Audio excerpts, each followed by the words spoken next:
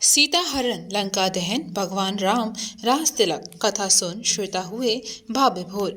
मेला वाला बाग स्थित मानस नगर में चल रही श्री राम कथा की अमृत वर्षा में बुधवार 9वें दिन चित्रकूट धाम से आए कथावाचक कामदगिरी पीठाधीश्वर जगत गुरु रामानंदाचार्य स्वामी राम स्वरूप आचार्य जी महाराज ने लंका दहन, रावण वध, राम जी का रास तिलक का प्रसंग सुनाया, जिसे सुनकर श्रोता भाव विभोर हो गए।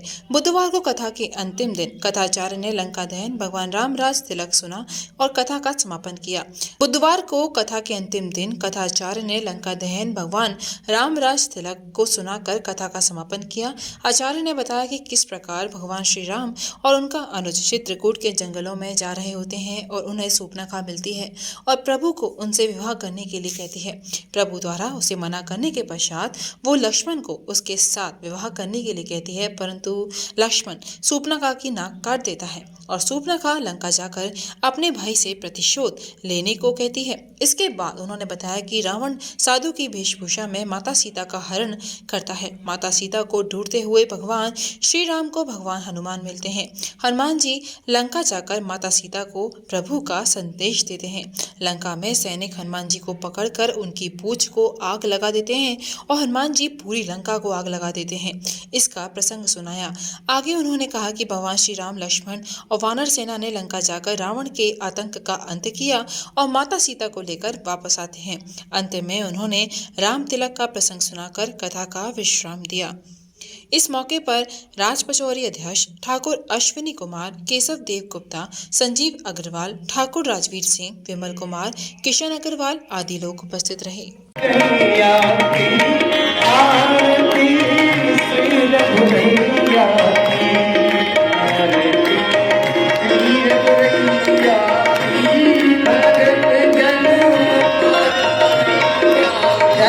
कथा सुनने से भयमुक्त हुई हूँ।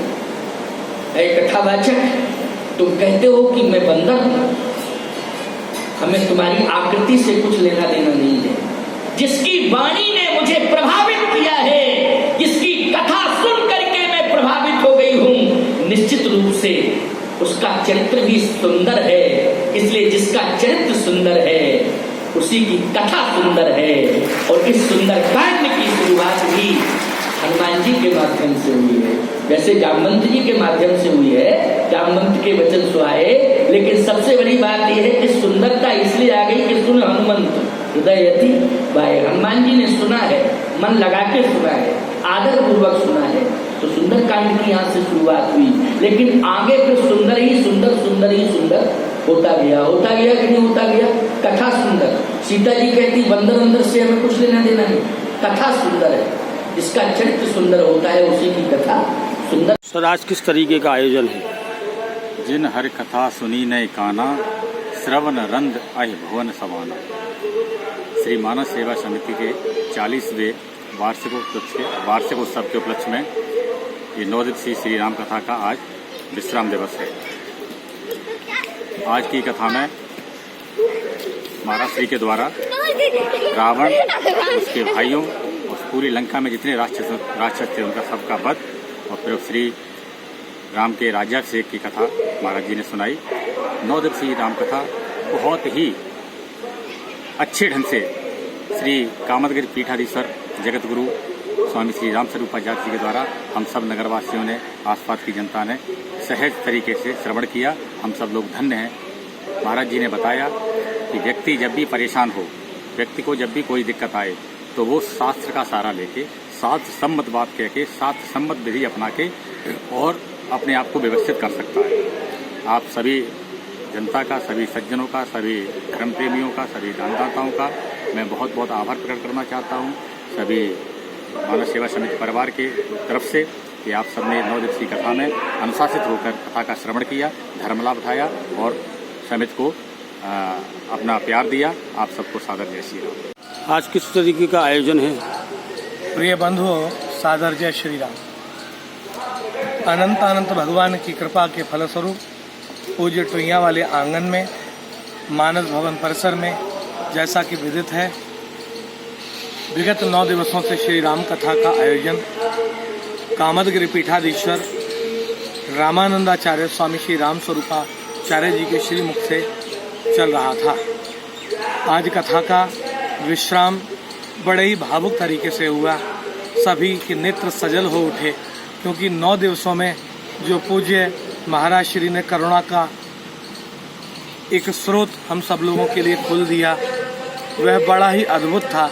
इतना लाड़ हम सभी लोगों को दिया जिसकी हम परिकल्पना भी नहीं कर सकते थे। हम सभी का आभार व्यक्त करते हैं, चाहे वो मानस सेवा समिति के सभी कर्णधार हों, संरक्षक मंडल हों, अथवा आप सभी भक्त महानुभाव हों, सभी ने दिल खोल करके सहयोग किया और बहुत ही अच्छे तरीके से कार्यक्रम का आयोजन हुआ। आज कथा में भगवान के सारे चरित्रों के साथ में राम राज्याभिषेक की कथा सुनाई गई। अध्यक्षीय संबोधन में श्री राज पचौरी जी ने सबको साधुवाद दिया। समिति के परकर भी लगे रहे और बस ये विदा की जो बेला है बस देख नहीं पा रहे। ऐसा लगता है कि अनंत अनंत युगों तक इसी प्रकार से कथा होती रहे और हम सब लोग सुनकर कृतार्थ होते रहें। आप सभी माता बहनों का, युवाओं का, सभी भक्तों का बहुत बहुत आभार व्यक्त करती है मानस सेवा समिति। आगे भी आपका सहयोग इसी प्रकार से मिलता रहे, हमारा मानस भवन नित्य नवीन ऊंचाइयों को प्राप्त होता रहे। आप सभी के लिए विशेष सहयोग के लिए बहुत बहुत धन्यवाद। स्पेक्टिकल हाउस, अ कंप्लीट चश्मा घर, जहां मिलते हैं आपको हर ब्रांड के चश्मे, जिसमें आपके लिए उपलब्ध हैं रेबन, ओकले, अरमानी, वोग जैसे ब्रांड्स। साथ ही साथ आधुनिक मशीनों द्वारा आंखों की जांच भी उपलब्ध है। तो आज यहाँ है spectacle house, Babulal market, near fire station, Krishna Nagar, Mathura.